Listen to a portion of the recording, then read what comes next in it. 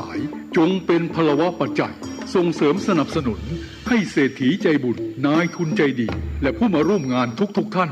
จงมีอายุวันนะสุขะปฏิภาณสมบูรณ์ตลอดกาลนานเถิดสาธุวัดดอนจันทร์อำเภอเมืองจังหวัดเชียงใหม่ขอเชิญร่วมงานพิธีเทวาภิเษกวันปิยมหาราชรัชกาลที่ 5 ระหว่างวันที่ 21 ถึง 23 ตุลาคม 2565 ขอเชิญผู้มีจิตศรัทธาร่วมบริจาคดอกกุหลาบสีแดงขาวชมพูเพื่อจัดถวายที่วิหารร5และวันที่ 23 ตุลาคม 2565 ขอเชิญร่วมพิธีทำบุญตักบาตรสืบชะตาพิธีพุทธาภิเษกตะกรุดดินเผาปีที่ 3 ตั้งแต่เวลา 7:30 น.เป็นต้นไปติดต่อถวายโรงทานณวัดดอนจันทร์อำเภอเมืองจังหวัดเชียงใหม่โทร 053-240-184 053-240-184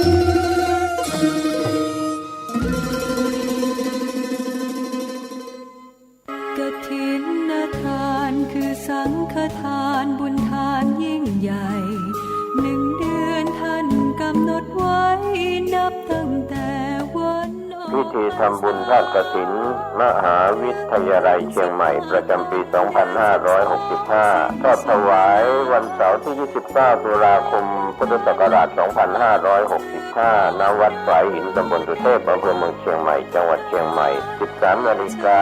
พร้อมกันที่ศาลาธรรมมหาวิทยาลัยเชียงใหม่ตั้งขบวนแห่องค์กฐินและบริวารหน้าศาลาธรรมมหาวิทยาลัยเชียงใหม่เคลื่อนขบวนแห่องค์กฐินและบริวารออกจากศาลาธรรมมีกำหนดไปตามเส้นทาง 13:30 น.ขวงวัฒนธรรมมหาวิทยาลัยเชียงใหม่ขบวนแห่องค์กฐินและบริวารทุกคณะสถาบันสำนักและส่วนงานต่างๆพร้อมกันมีการแสดงของชมรมพื้นบ้านล้านนาสโมสรนักศึกษามหาวิทยาลัยเชียงใหม่ 14 นาฬิกาเคลื่อนขบวนแห่องค์กฐินและบริวารเข้าสู่วัดฝายหินประธานในพิธีจุดธูปเทียนบูชาพระรัตนตรัยไหว้พระสมาทานเบญจศีลกล่าวคำถวายผ้ากฐินแด่พระสงฆ์น้อมผ้ากฐินถวายพระสงฆ์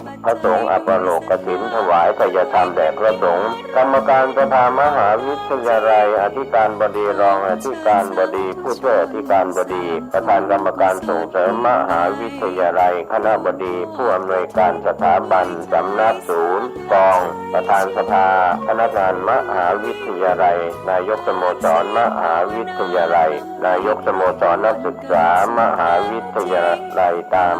ลำดับถวายทายธรรมแด่พระสงฆ์อนุโมทนากรวดน้ำรับก่อนลาพระสงฆ์ 15:30 น.ประกาศผลรางวัลการประกวดขบวนกฐินก็เป็นข่าวสารงานทำบุญทอดกฐินมหาวิทยาลัยเชียงใหม่ประจำปี 2565 ตรงกับวันเสาร์ที่ 29 ตุลาคม 2565 ทอดถวายกับพระคุณเจ้าที่จำพรรษาท่วนใจมาศวัดฝายหินตำบลสุเทพอำเภอเมืองเชียงใหม่จังหวัดเชียงใหม่ขอเชิญท่านร่วมบุญร่วมกุศลติดต่อได้ที่มหาวิทยาลัยเชียงใหม่และวัดฝายหินที่จะร่วมทำบุญในคราวครั้งนี้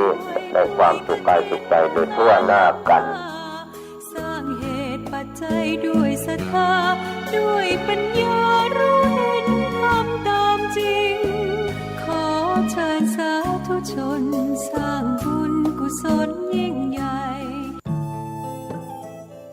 ท่านกำลังติดตามรับฟังสถานีวิทยุกระจายเสียงพระพุทธศาสนาแห่งชาติและสังคมคลื่นเพื่อการศึกษาพระพุทธศาสนาและวัฒนธรรมระบบ FM 104.5 เมกะเฮิรตซ์รายการต่อไปเป็นรายการคดีโลกคดีธรรม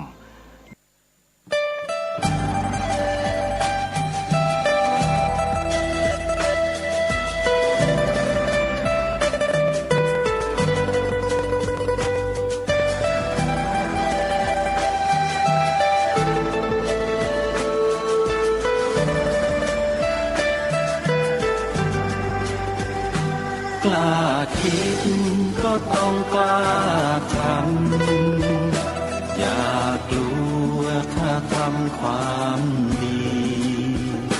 เป็นศึกษาปัญหาให้ทันท่วงทีเมืองไทยจะพัฒนากว่านี้รายการดีๆ คดีธรรมขอรำพันบรรยายความคิดเครื่องหมายแห่งสีทั้งสามงามถนัดขาวคือบริสุทธิ์สีสวัสดิ์หมายพระไตรรัตน์และธรรมะคุมจิตไทยแดงคือโลหิตเราใสซึ่งยอมสละได้เพื่อรักษาชาติศาสนาน้ำเงินคือสีโสภาอันจอมประชาพระโปรดเป็นของส่วนองค์จักริ้วเข้าเป็นไตรรงค์จึงเป็นสีธงที่รักแห่งเราชาวไทยทหารอวตารนำไปยงยุทธวิชัยวิชิตก็ชูเกียรติสยามประเทศไทยที่เจริญมั่นคงมาได้จนถึงทุกวันนี้มิได้เกิดขึ้นจากความหวาดกลัวอย่างคลาดเขลาแต่บรรพบุรุษไทยของเราทุกยุคทุกสมัยล้วนแต่มีความกล้าหาญและชาญฉลาดปกป้องเอกราชสร้างชาติให้เกิดความมั่นคงโดยมีธงแห่งพระไตรรัตน์เป็นเครื่องนำชัยจึงเป็นที่มาที่ไปของรายการคดีโลกคดีธรรมกล้าคิดก็ต้องกล้าทำอย่ากลัวถ้าทำความดีเป็นศึกษาปัญหาให้ทันท่วงทีเมืองไทยจะพัฒนากว่านี้รายการดีคดีโลกคดีธรรมรายการดีคดีโลกคดีธรรม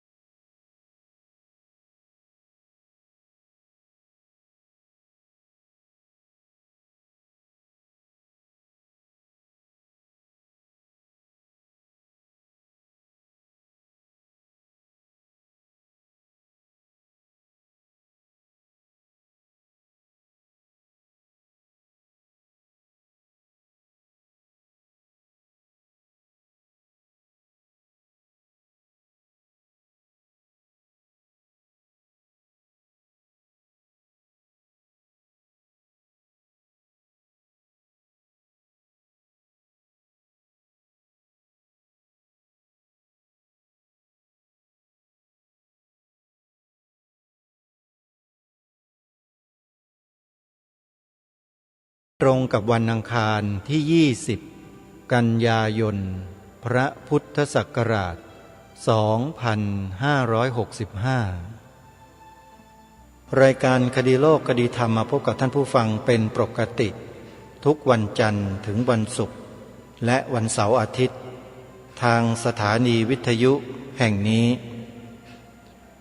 ท่านสามารถดาวน์โหลดแอปพลิเคชันวิทยุพุทธศาสนาทั่วไทยไว้ในโทรศัพท์มือถือเพื่อติดตามรับฟังรายการนี้ได้ทุกวันแอปพลิเคชันนี้ถ้าหากว่าใครบอกให้ผู้อื่นดาวน์โหลดต่อๆกันไปผู้นั้นจะได้บุญเพราะเท่ากับว่าท่านให้ธรรมะเป็นทานซึ่งองค์สมเด็จพระสัมมาสัมพุทธเจ้าตรัสไว้ว่าสัพพทานังธรรมทานังชินาติการให้ธรรมะเป็นทานชนะการให้ทั้งปวงหากใครต้องการได้บุญแรงๆบุญที่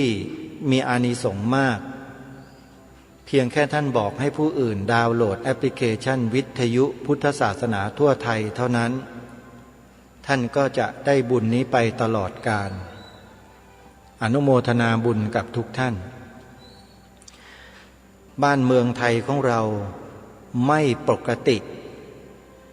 มีเหตุมีเพศมีภัยอะไรต่างๆเกิดขึ้นรุมล้อมมาหลายด้านภัยจากลัทธินิกายศาสนาลัทธินิยมในทางศาสนากำลังเกิดขึ้นกับบ้านเมืองไทยของเราลำพังพระพุทธศาสนาของเรานั้นไม่เคยสร้างปัญหาอะไรให้กับบ้านเมืองมีแต่จะช่วยค้ำชูให้บ้านเมืองนี้อยู่อย่างร่มเย็นเป็นสุขมีความเป็นธรรมตลอดมาแต่พอลัทธิความเชื่ออื่นๆได้เข้ามาเผยแพร่อยู่ในบ้านเมืองไทยของเราความคิดความเห็นของคนในชาติก็เริ่มแปลกแตกแยกกันออกไปหลายแขนงแถมยังมีสื่อแมลงวันนำเอาสิ่งปฏิกูลมาเผยแพร่ผ่านหน้าสื่ออยู่ตลอด24ชั่วโมงอีกด้วยประชาชนคนไทยที่ติดตามรับชมสื่อเหล่านั้นเป็นจำนวนมากก็คล้อยตามสื่อเหล่านั้นไปโดยที่ตนเองก็ไม่รู้ตัวว่ากำลังมีส่วนร่วมในการทำลายชาติบ้านเมืองของตัวเองด้วยวิธีการที่สื่อนำเสนอรู้ไม่เท่าทันเมื่อรู้ไม่เท่าทันก็มักจะตกเป็นเหยื่อของคนที่รู้มากกว่าฉลาดกว่าวันยังค่ำอย่างครูบาอาจารย์พุทธศาสนิกชนคนไทยบางส่วนที่ศึกษาธรรมปฏิบัติธรรมเข้าถึงธรรมจะไม่ตกเป็นเหยื่ออะไรใครง่ายๆอย่าว่าจะตกเป็นเหยื่อง่ายๆเลยโยมยากที่จะตกเป็นเหยื่อเพราะอะไรเพราะมีโยนิโสมนสิการที่แข็งแรงหรือพูดภาษาง่ายๆก็คือมีปัญญาที่แข็งแรงไม่ใช่มีปัญญาอ่อนถ้าปัญญาอ่อนก็จะหลงตามสื่อเหล่านั้นไปแล้วก็กลายเป็นพวกของสื่อที่เขาต้องการทำลายล้างประเทศตัวเองสถาบันของชาติของเราตอนนี้กำลังถูกย่ำยีบีทาด้วยสื่อสังเกตดูให้ดีนะสังเกตดูให้ดีสิ่งที่อาตมาภาพรายการคดีโลกคดีธรรมนำเสนอในรายการที่ผ่านมาเป็นแง่คิดมุมมองให้พวกเราชาวพุทธนั้นได้สะกิดใจขึ้นมาได้รู้สึกตัวขึ้นมาได้เกิดความระแวงสงสัยในตัวบุคคลและกลุ่มบุคคลบางกลุ่มขึ้นมาเพื่ออะไรเพื่อตรวจสอบเบื้องหลังแนวความคิดเจตนาของคนกลุ่มนี้ให้ชัดแจ้งก่อนที่จะเชื่อและคล้อยตามก็เลยนำธรรมบรรยายของพระอาจารย์มหาอุเทนปัญญาปริทัศน์วัชนะสงคราม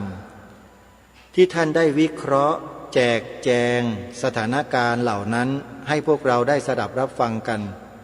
มาเปิดให้เราได้ฟังบางทีอาจจะทำให้พวกเรานั้นหูตาสว่างมากยิ่งขึ้นที่ผ่านมานั้นอาจจะยังสว่างไม่พอเพราะไม่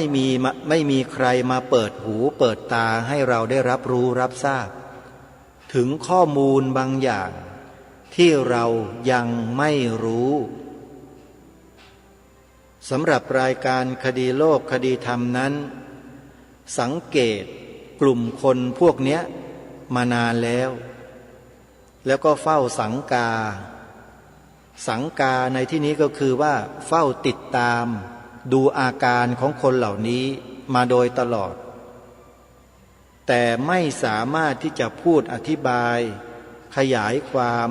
ในข้อธรรมข้อวินัยได้ดีจึงไม่สามารถที่จะนำพระธรรมวินัยนั้นมาตอบโต้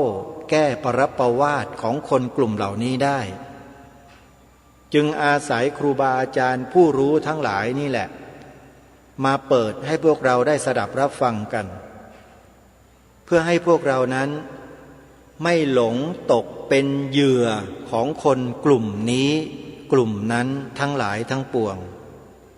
แล้วหันมาทำลายพวกเดียวกันเองความเกลียดชังความไม่พอใจความไม่เลื่อมใสศรัทธานั่นแหละคืออาการของการทำลายพวกเดียวกันเองโดยอาศัยสื่อและคนเหล่านั้นที่สร้างข้อมูลขึ้นมาใหม่แล้วใส่ให้กับพี่น้องคนไทยของเราที่ยังไม่รู้ได้รับข้อมูลเหล่านี้เข้าไปเรื่อยๆเข้าไปทุกวันมันซึมซับเข้าไปในจิตใจและในสมองถ้าจิตใจและสมองยังไม่ได้รับการพัฒนาโดยหลักธรรมคำสอนขององค์สมเด็จพระสัมมาสัมพุทธเจ้ามาดีพอเนี่ยก็จะคล้อยตามสิ่งเหล่านั้นคนพวกนั้นไปแบบง่ายๆแล้วก็หันมาทำลายพวกเดียวกันเองถามว่าเหตุการณ์สถานการณ์แบบนี้เกิดขึ้นในบ้านเมืองของเราแล้วหรือยังมีหรือยังชาวพุทธที่ไปฟังคนเหล่านั้นแล้วไปคล้อยตามเขาแล้วก็เชื่อเขาแล้วก็หันมาทำลายพระสงฆ์ของเรากันเองอย่างที่ท่านพระอาจารย์มหาอุเทนปัญญาปริทัศน์กล่าวอันนี้ต้องขอบอกเลยว่าเป็นเพราะชาวพุทธเราเหล่านั้นเนี่ยยังอ่อนด้อยต่อการศึกษาเล่าเรียนและนำมาปฏิบัติจนเกิดความรู้ความเข้าใจที่ถูกต้องยังขาดเยอะไม่เคยศึกษาไม่เคยได้เล่าเรียนไม่เคยปฏิบัติแล้วก็ไปฟังคนเหล่านั้นก็เรียบร้อยเท่านั้นแหละทำไมรู้ไหมเรียบร้อยเพราะคนเหล่านั้นเขาอ้างคำสอนของพระพุทธเจ้ามาเป็นตัวต่อรู้จักนกต่อไหมฮะเวลาเขาจะต่อนกพิราบเอามาเลี้ยงเป็นของตนเองเนี่ยเขาก็เอานกในรังของตนเองที่เลี้ยงไว้นานเนี่ยไปต่อมาฉันใดก็ฉันนั้นเหมือนกันกลุ่มคนเหล่านี้ใช้คำสอนของพระพุทธเจ้าไปต่อเอาชาวพุทธไปติดกับของพวกเขาเพราะชาวพุทธที่ไม่ได้ศึกษาอย่างละเอียดลึกซึ้งมาก่อนก็จะหลงเชื่อได้โดยง่ายเพราะเห็นว่านั่นคือคำสอนของพระพุทธเจ้าตามที่เขาใช้เป็นเครื่องมือฉลาดนะคนพวกนี้ฉลาดแต่ยังโง่กว่าพวกเราที่รู้ทัน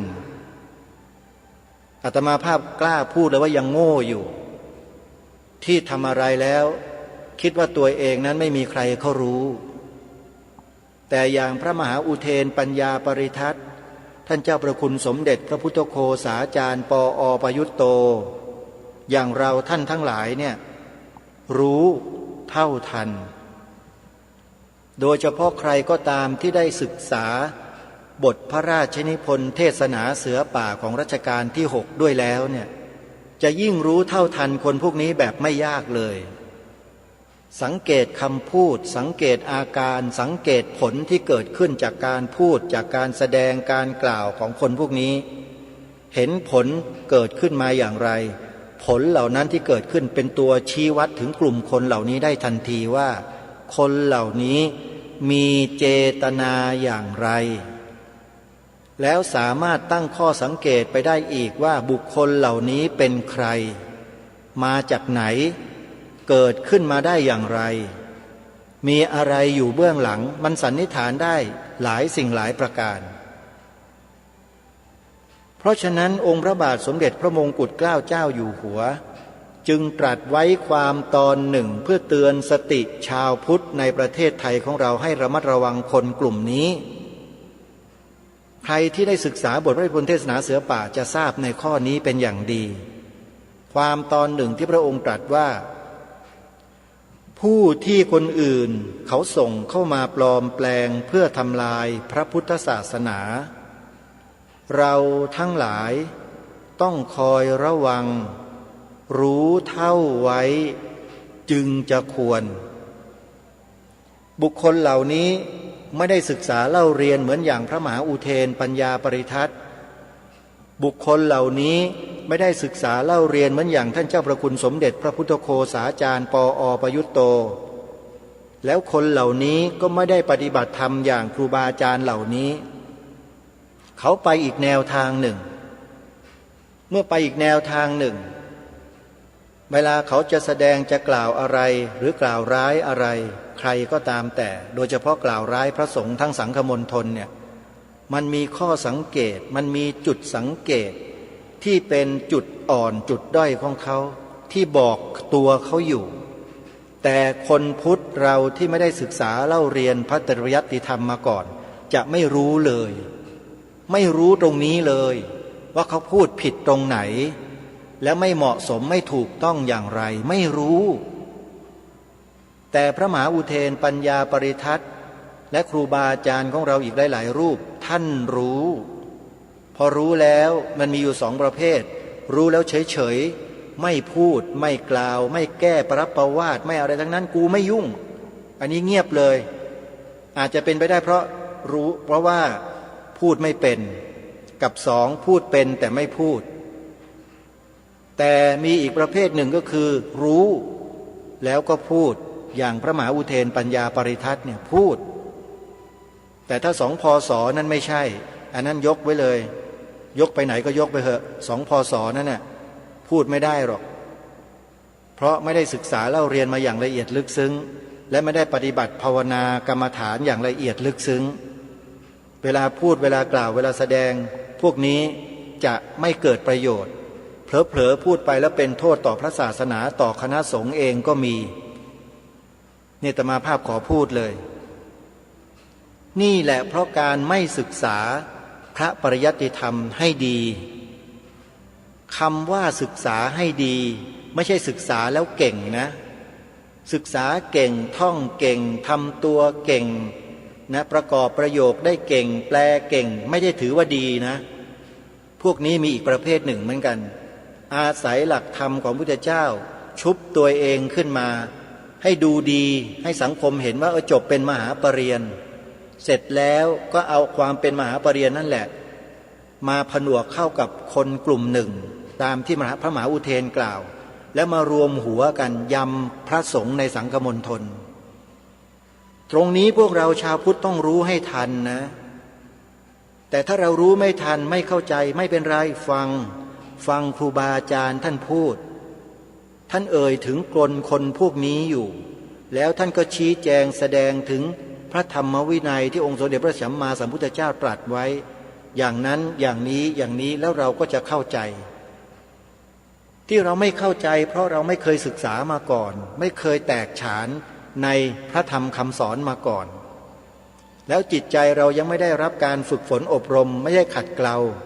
จึงมีแต่จิตที่มุ่งร้ายทำร้ายผู้อื่นคนเหล่านี้มีจิตมุ่งร้ายอย่างเดียว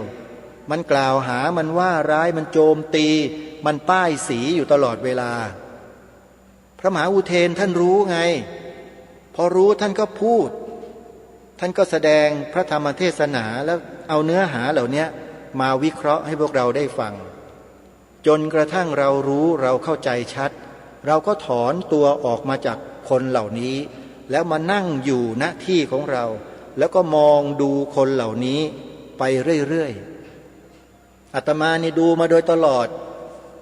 เฝ้าสังเกตเฝ้าดูคนพวกนี้บางทีก็อยู่ในภาคนี้บางทีก็ไปอยู่ในภาคหนึ่งบางทีก็ไปอยู่ในอีกภาคหนึ่งแต่ละคนเนี่ยพูดในลักษณะเดียวกันคือโจมตีพระด้วยกันก็มีโจมตีพระด้วยพระวินัยก็มี อย่างที่พระมหาอุเทนกล่าวนั่นแหละเพราะฉะนั้นการที่รายการคดีโลกคดีธรรมจัดรายการในลักษณะเช่นนี้ไม่ได้หมายความว่าจะมาทำร้ายใครจะมากล่าวร้ายใครหาไม่มีเลยมีแต่จะยกย่องพระสัทธรรมให้พระสัทธรรมนั้นอยู่เหนือกว่าตัวบุคคลพวกนี้บุคคลพวกนี้ไม่มีค่าเลยสำหรับอาตมานะฮะจะเก่งฉกาจจะมีคนนับถือเป็นร้อยเป็นหมื่นเป็นพันเป็นแสนเป็นล้านก็ไม่มีความหมายเลยสำหรับอาตมาภาพเพราะคนพวกนี้ไม่ใช่พระพุทธเจ้าอย่าลืมนะพวกเราอย่าลืมนะว่าสรณะที่พึ่งเราคืออะไรพุทธังสรณังคัจฉามิใช่ไหมธัมมังสรณังคัจฉามิใช่ไหมสังฆังสรณังคัจฉามิใช่ไหมเข้าถึงหรือยังพระรัตนตรัยรู้จักพระรัตนตรัยดีหรือยังคนเหล่านี้ไม่ใช่พระรัตนตรัยนะแล้วไปพึ่งได้ยังไงไปคล้อยตามไปหลงเชื่ออยู่ได้ยังไงจริงไหมชาวพุทธพวกเราทุกคนทุกท่านที่พูดนี่จริงหรือเปล่าเราไปหลงเชื่อคนพวกนี้อยู่ได้ยังไง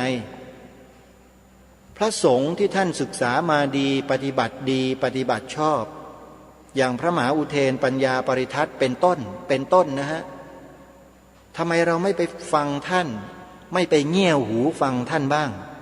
ไปดูท่านบ้างศึกษากับท่านบ้างอย่างท่านเจ้าพระคุณสมเด็จพระพุทธโฆษาจารย์ปอประยุตโตท่านบรรยายไว้มากมายมหาศาลอยู่ใน YouTube ทำไมเราไม่ไปเปิดฟังท่านดูบ้างเรามัวไปฟังใครอยู่คนกลุ่มนั้นเป็นใครรัชกาลที่6ตรัสเตือนพวกเราไว้ตั้ง100 กว่าปีว่าผู้ที่คนอื่นเขาส่งเข้ามาปลอมแปลงเพื่อทำลายพระพุทธศาสนาเราทั้งหลายต้องคอยระวังรู้เท่าไว้จึงจะควรพวกเรารู้เท่าทันคนพวกนี้ไหมถ้ารู้เท่าทันแล้วไปคล้อยตามเขาแล้วมาด่าพระกันอยู่ทำไมอ่ะจริงไหมมาเกลียดพระกันอยู่ทำไมเนี่ยไปเอาความรู้สึกนี้มาจากที่ไหนจากสื่อเหล่านั้นเป็นสื่ออะไรสื่อแมลงวันหรือสื่อแมลงผึ้งเราแยกแยะออกหรือไม่อันนี้สำคัญมากเพราะฉะนั้นในวันนี้รายการคดีโลกคดีธรรมเตรียมเทปการแสดงพระธรรมเทศนาของพระมหาอุเทนปัญญาปริทัศน์อีกหัวข้อเรื่องหนึ่งที่ท่านพูดไว้ดีมากเกี่ยวกับพระสัทธรรมท่านให้หัวข้อไว้ใน YouTube ว่ายอดมหาโจรทำลายพระสัทธรรมพระปฏิบัติทำลายมิใช่พระปริยัติหัวข้อน่าสนใจมากเนื้อหาสาระจะเป็นอย่างไรนั้นเพื่อไม่ให้เป็นการเสียเวลาไปติดตามรับฟังพร้อมๆกันได้ณบัดนี้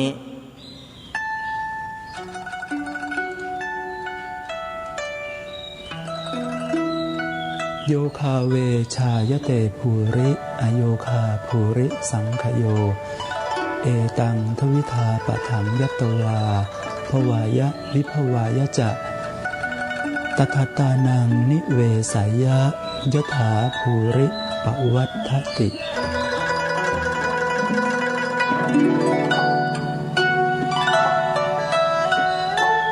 ขอเจริญธรรมอำนวยพรท่านสาธุชนชาวพุทธทั้งหลายวันนี้เป็นวันพระธรรมสวนะแรม14 ค่ำเดือน3ตรงกับวันพุธที่14 กุมภาพันธ์พุทธศักราช 2561 ปีรากายังนับเป็นปีรากาอยู่ไม่นับเป็นปีจอต่อเมื่อล่วงเดือนเมษายนไปแล้วจึงจะนับเป็นปีจอควรที่ท่านสาธุชนชาวพุทธทั้งหลายจะได้สดับตรับฟังธรรมเทศนาเพื่อเป็นบุญเป็นกุศลต่อไป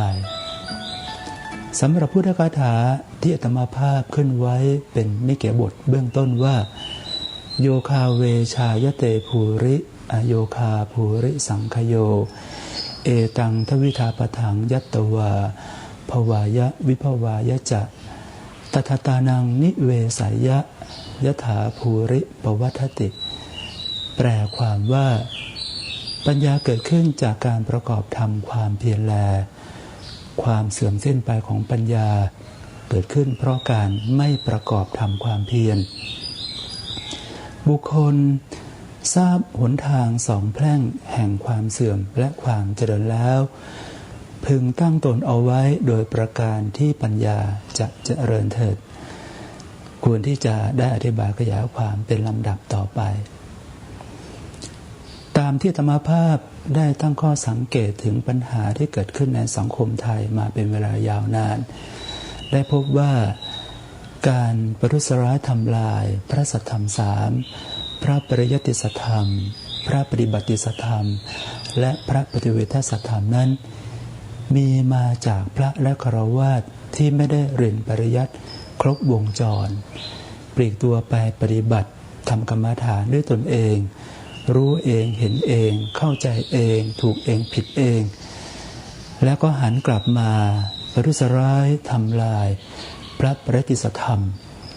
พระปฏิบัติสัทธรรมและพระปฏิเวทสัทธรรมทั้ง3ประการนั้นถามว่าพระและฆราวาสที่มาประทุษร้ายทำลายพระสัทธรรม3พระปริยัติสัทธรรมพระปฏิบัติสัทธรรมและพระปฏิเวทสัทธรรมคือนวโลกุตตรธรรม9มรรค4ผล4นิพพาน1นั่นเองว่าเป็นใครหรืออาตมาภาพคงจะต้องขออนุญาตเอ่ยนามยกเป็นตัวอย่างเพราะถ้าหากว่าไม่เอ่ยนามแล้วก็จะไม่เห็นเป็นตัวอย่างที่ชัดเจนได้พระที่มาประทุษร้ายทำลายพระปริยัติสัทธรรมพระปฏิบัติสัทธรรมและพระปฏิเวทสัทธรรมมรรค4ผล4นิพพาน1ของพระผู้มีพระภาคเจ้านั้นได้แก่บุคคลแรกคือนายชัยบูรณ์สุทธิผลที่มาบวชเป็นพระนามว่าพระชัยบูรณ์สุทธิผลฉายาธรรมชโยนั่นเองบุคคลที่2คือนายมงคลรักพงศ์เปลี่ยนนามในภายหลังว่านายรักพงศ์ไปบวชอยู่ที่วัดอโศการามฝ่ายธรรมยุทธและได้ชื่อว่าเป็นพระโพธิลักษณ์ในการต่อมาและอันดับที่3พระคฤิสต์โสธิพโรวัดนาป่าพงที่มาเรียนพุทธวจนะอ่านพระไตรปิฎกด้วยตนเองถามว่าบุคคลทั้ง3นี้ที่เป็นฆราวาสไม่ได้ร่ำเรียนปริยัติศึกษามาบวชแล้วทำลายพระสัทธรรม3พระปริยัติสัทธรรมพระปฏิบัติสัทธรรมพระปฏิเวทสัทธรรมอย่างไรตัวอย่างเห็นได้ชัดเลยว่าพระชัยบูรณ์สุทธิผลหรือพระชัยบูรณ์ธรรมชโยนั้นไปบวชอยู่ที่วัดปากน้ำภาษีเจริญโดยมีหลวงพ่อเจ้าประคุณสมเด็จพระมหาราชมังคลาจารย์เป็นอุปชาเรียนนักธรรมจบเพียงแค่นักธรรมตรีเท่านั้นพรรษาเดียวยังไม่เป็นนิสัยมุตกะพ้นจากการอยู่ในการอบรมพร่ำสอนของอุปชาเลยก็ออกมาสร้างสำนักปฏิบัติธรรมเบื้องแรกให้ชื่อว่าศูนย์ปฏิบัติธรรมธรรมจักรและต่อมาก็เปลี่ยนกลายเป็นชื่อว่าวัดพระธรรมกายนั่นเองพระชัยบูรณ์สุทธิผลหรือที่เรียกว่าพระธรรมชโยหลวงพ่อธรรมชโยของชาววัดพระธรรมกายนั้นได้มาประทุษร้ายทำลายมรรคผลนิพพานของพระพุทธเจ้าอย่างไรก็เป็นที่ชัดเจนว่าได้ไปชี้บอกว่าพระนิพพานนั้นเป็นอัตตามีอายตนะในสถานที่สามารถเข้าไปสถิตอยู่อย่างเป็นนิรันดร์ตอบสนองความต้องการของภวตัณหาอยากได้อยากมีอยากเป็นอยากมีภพภูมินายรักพงศ์ที่มาบวชเป็นพระโพธิลักษณ์ก็เรียนจบปริญญาตรีจากเพาะช่างมาแผนกวิจิตรศิลป์มาทำงานเป็นนักจัดรายการทีวีสื่อสอนเด็กและไปเป็นอาจารย์สอนวิจิตรศิลป์ในโรงเรียนบางแห่งเมื่อเข้ามาบวชอยู่ที่วัดอโศการามฝ่ายธรรมยุทธแล้วก็มาเรียนธรรมด้วยตนเองแล้วก็เริ่มบอกสอนธรรมตั้งแต่ตอนนั้นมีพระฆราวาสญาติโยมมาร่วมเรียนธรรมกับพระโพธิลักษณ์ ในสมัยนั้นกระทั่งได้เปลี่ยนยติมาเป็นพระมหานิกายเพราะว่าพระเจ้าวาดฝ่ายธรรมยุทธ์นั้นไม่ชอบใจที่จะให้พระมหานิกายมาเรียนธรรมกับพระโพธิลักษณ์สมัยนั้นและต่อมาพระรักพงศ์หรือพระโพธิลักษณ์ก็ได้มาปฏิญาณตนว่าบรรลุเป็นพระอรหันต์ขณะที่เข้าไปห้องน้ำปัสสาวะอยู่นั่นเองก็เป็นเรื่องประหลาดดีที่ไปปฏิญาณตนว่าเป็นพระอรหันต์บรรลุธรรมขณะที่ฉี่ปัสสาวะอยู่นั่นและปัจจุบันนี้ก็ยังปฏิญาณตนอย่างชัดเจนว่าเป็นพระอรหันต์ปฏิสัมภิทาญาณไม่เชื่อก็ลองไปหาเสิร์ชอ่านฟังใน YouTube ได้พระอรหันต์ผักพอจะมาปฏิญาณตนว่าเป็นพระอรหันต์แบบปฏิสัมภิทาญาณก็จัดฉากวางผลไม้ผักเอาไว้เป็นอย่างสวยงามเลยพระอรหันต์อย่างไรก็ไม่รู้มาจัดฉากเข้ากล้องแสดงตนอวดอ้างตนเองนี่ก็คือกรณีของการที่มาประทุษร้ายทำลายอริยมรรคอริยผลของพระผู้มีพระภาคเจ้าและบุคคลสุดท้ายก็คือพระคึกฤทธิ์สุทธิปโรแห่งวัดนาป่าพงได้มาเรียนพุทธวจนะจากพระไตรปิฎกด้วยตนเอง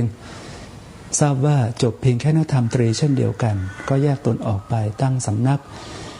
เป็นวัดนาป่าพงอยู่ที่ปทุมธานีพระคึกฤทธิ์สุทธิปโรนั้นได้ทำอันตรายทำร้ายมรรคผลนิพพานพุทธวจนะในพระไตรปิฎกอย่างชัดเจนโดยที่มาพูดเอาพระโสดาบันง่ายๆและไปเห็นคำว่าสักทาคามีก็ไปตีความแปลด้วยตนเองว่าสักทาคามีมาจากคำว่าสกิงเทวะอิมังโลกังอาคันตวาสกริงแปลว่าครั้งเดียวเทวะแปลว่าเทวดาอิมังโลกังอาคันตวาแปลว่า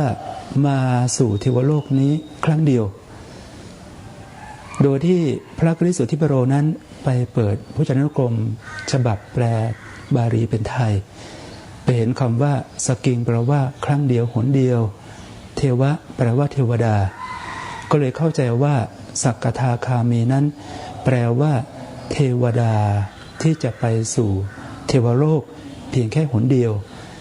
แล้วก็ดับขันธนิพพานมารู้เป็นพระอรหันต์ในเทวโลกนั้นเลยไม่กลับมาสู่โลกมนุษย์นี้อีกนี้คือความผิดอย่างร้ายแรงของพระคึกฤทธิ์โสธิปโลที่ไปแปลคำว่าสกทาคามีให้ไปเป็นอื่นตามทิฏฐิความเห็นของตนเอง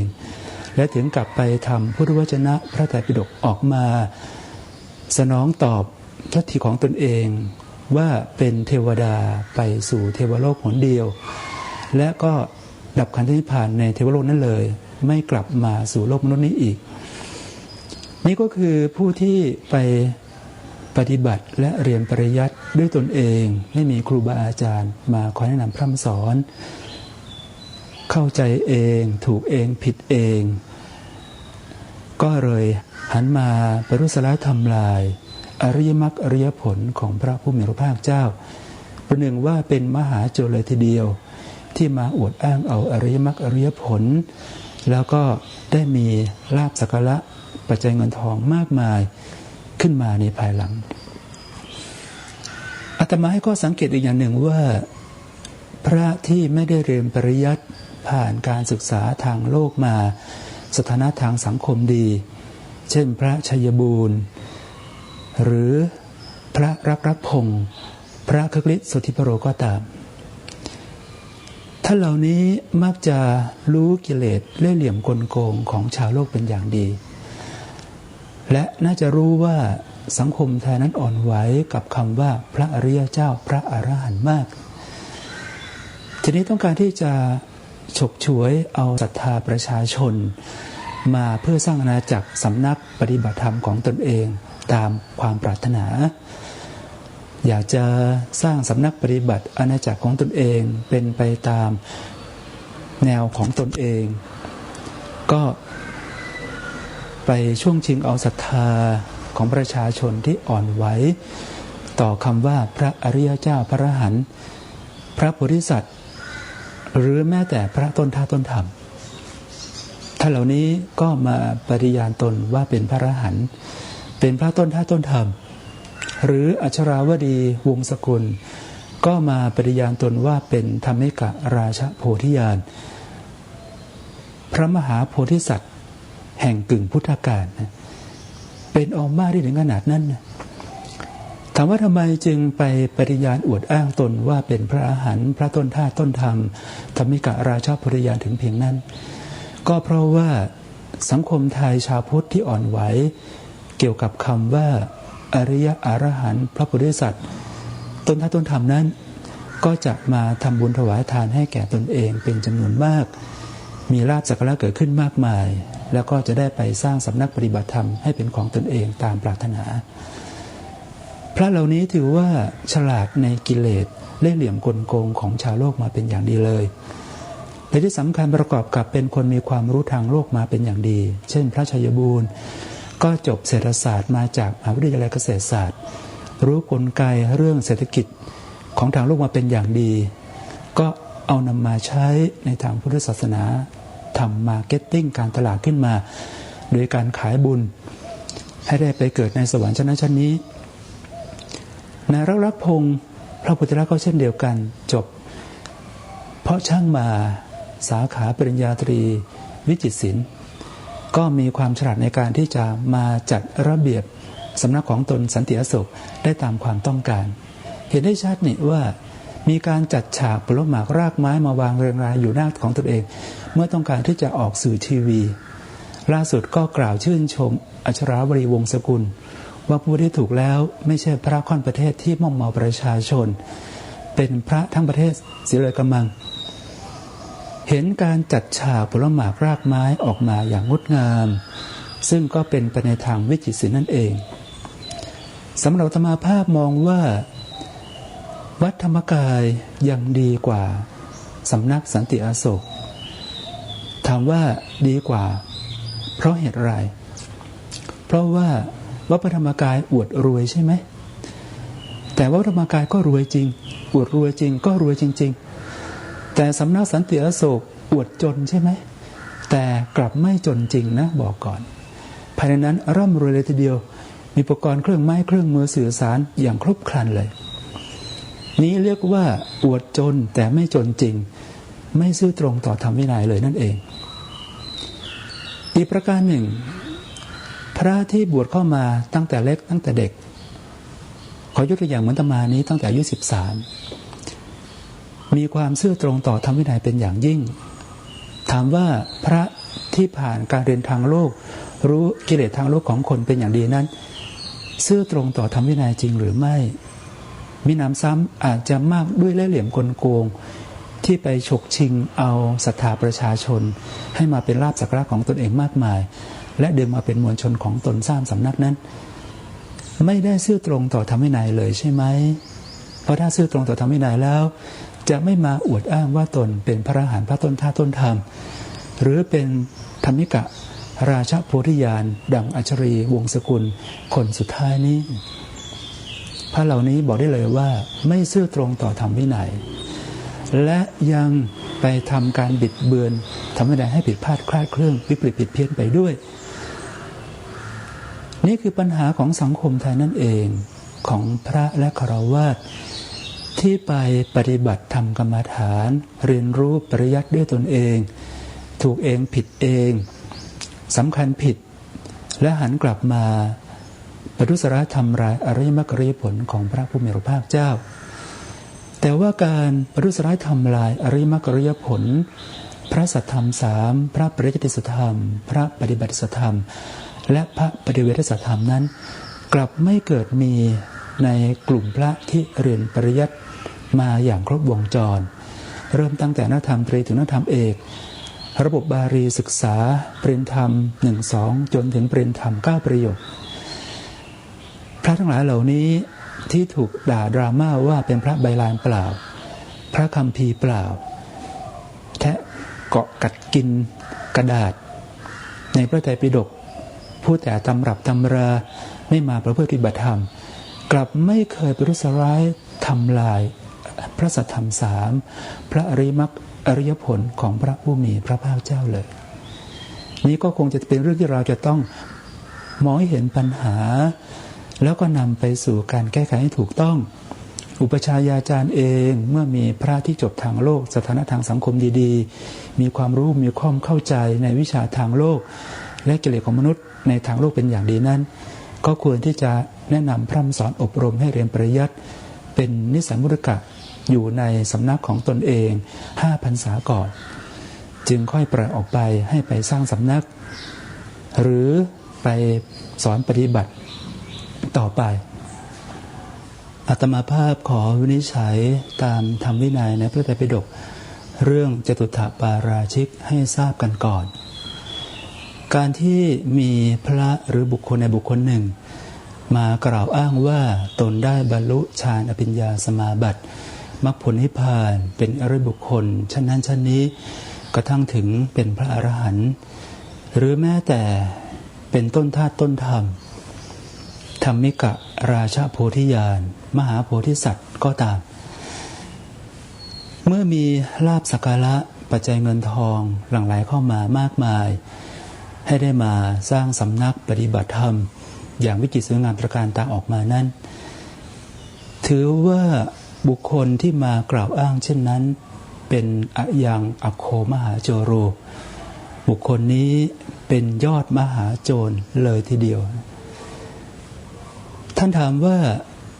อริยมรรคอริยผลมรรคสีผลสินิพพานหนึ่งของพระผู้มีพระภาคเจ้านั้นฉกชิงลักขโมยไปได้ด้วยหรือตอบว่าอริยมรรคอริยผลมรรคผลนิพพานของพระผู้มีพระภาคเจ้าไม่สามารถฉกชิงลักขโมยเอาไปประหนึ่งว่าเป็นโภคทรัพย์อย่างหนึ่งได้แต่เพราะบุคคลเหล่านั้นที่มาอวดอ้างว่าตนได้เป็นฌานสมาบัติบรรลุธรรมขั้นนั้นขั้นนี้เป็นพระโสดาบันกระทั่งถึงเป็นพระอรหันต์ธรรมิกะราชโพธิญาณต้นธาตุต้นธรรมก็ตามได้มีลาภสักการะปัจจัยเงินทองหลั่งไหลเข้ามามากมายได้ชื่อว่าเป็นการลวงประชาชนกินปัจจัยทายธรรมข้าวประหารที่มากมายนั้นตรงนี้เองได้ชื่อว่าเป็นอยังอโคมหาโจโรบุคคลนี้เป็นยอดมหาโจรให้เราดูพฤติกรรมของคนเหล่านี้ไม่ใช่ที่เหตุแต่ให้ไปดูที่ผลถ้าท่านมากล่าวอ้างว่าตัวได้บรรลุธรรมขั้นนั้นขั้นนี้เป็นพระบุคคลฉะนั้นชั้นนี้กระทั่งเป็นพระอรหันต์แต่อยู่เฉยๆเหมือนเดิมไม่มีอะไรเกิดขึ้นเลยคือไม่มีลาภสักการะปัจจัยเงินทองหลั่งไหลมาเลยไม่มีญาติโยมมาห้อมล้อมเป็นบริวารชนมวลชนขึ้นมาเลยก็ถือเป็นเรื่องปกติไม่ได้ชื่อว่าเป็นมหาโจรแต่อย่างไรแต่เมื่อมีลาภสักการะปัจจัยเงินทองเข้าประหารมามากมายและตนก็ได้ใช้สอยได้กินได้อยู่ได้ขบได้ฉันนั่นแหละได้ชื่อว่าเป็นยอดมหาโจรแล้วความวินิจฉัยข้อนี้ที่มองไปที่ผลเกิดขึ้นค่อนข้างจะชัดเจนให้สาธุชนมองไปที่พฤติกรรมของพระที่มาอวดอ้างว่าตนเป็นพระอรหันต์ต้นธาตุต้นธรรมหรือธรรมิกะราชโพธิญาณพระโพธิสัตว์กึ่งพุทธกาลก็ตามว่าเป็นอย่างไรมีลาภสักการะปัจจัยเงินทองเข้ามามากมายใช่ไหมพร้อมทั้งบริวารชนมาห้อมล้อมกันมากมายกระทั่งสร้างสำนักให้วิจิตรสวยงามตระการตาออกมาได้เป็นอย่างดี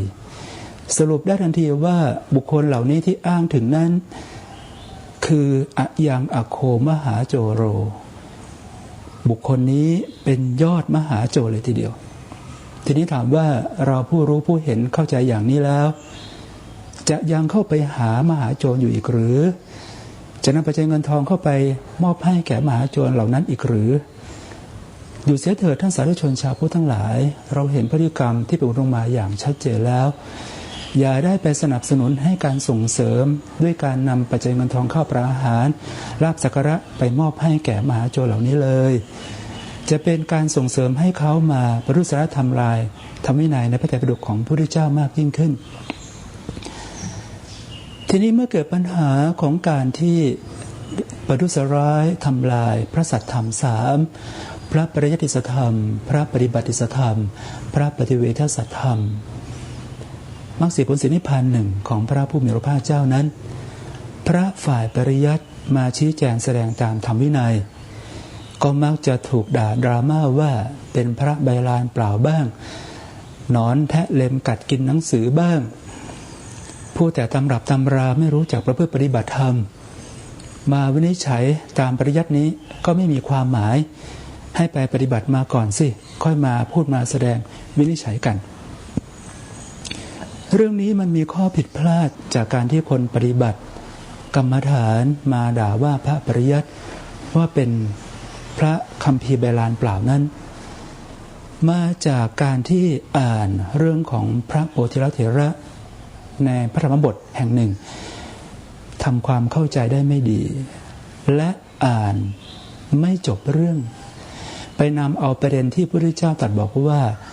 ตุชาโพธิละพระใบลานเปล่ามาแล้วหรือเชิญนั่งสิพระตุชาโพธิละคุณคัมภีร์ใบลานเปล่าเอามาด่าว่าพระที่เรียนปริยัติที่รักษาปริยัติวงศ์เอาไว้ไม่ให้เสื่อมสูญความเป็นจริงในเรื่องของพระโพธิละในคัมภีร์อัตถกถาพระธรรมบทนั้นเป็นอย่างไรอาตมาภาพอยากจะชี้แจงแสดงธรรมให้ท่านสาธุชนได้รับฟังดังต่อไปนี้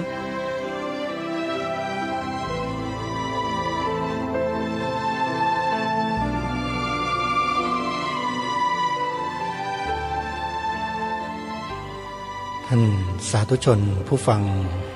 ที่กำลังติดตามรับฟังรายการอยู่ในขณะนี้ทุกท่านด้วยเวลาของรายการนั้นมีจำกัดจึงไม่สามารถเปิดเนื้อหาที่กำลังเปิดให้ท่านทั้งหลายได้สดับรับฟังอยู่นี้จนจบได้ไว้วันพรุ่งนี้เดี๋ยวเรามาติดตามรับฟังกันต่อท่านพระอาจารย์มหาอุเทนกำลังหยิบยกเรื่องราวในธรรมบทในพระไตรปิฎกเกี่ยวกับพระคัมภีร์ใบลานเปล่าจะมาเปิดเผยให้พวกเราได้สดับรับฟังกันเพื่อเทียบเคียงกับคำกล่าวหาของบุคคลที่อ้างตนเองว่าเป็นพระอริยะระดับอรหันต์เป็นต้นธาตุต้นธรรมเป็นอะไรต่อมีอะไรที่ท่านกล่าวเนี่ยเขากล่าวร้ายพระสงฆ์ที่เรียนปริยัติธรรมว่าไม่ดีอย่างนู้นอะไรอย่างนี้ต่างๆเดี๋ยววันพรุ่งนี้เรามาติดตามรับฟังกันต่อวันนี้รายการคดีโลกคดีธรรมหมดเวลาวันนี้เวลาของรายการหมดลงแล้วอาตมาภาพต้องขอสมมุติยุติรายการไว้แต่เพียงเท่านี้พบกันใหม่ในวันต่อไปขอความสุขสวัสดีในธรรมแห่งองค์สมเด็จพระบรมศาสดาสัมมาสัมพุทธเจ้าจงปรากฏเกิดมีขึ้นในจิตใจของท่านผู้ฟังทุกท่านทุกคนเทอญขอเจริญพร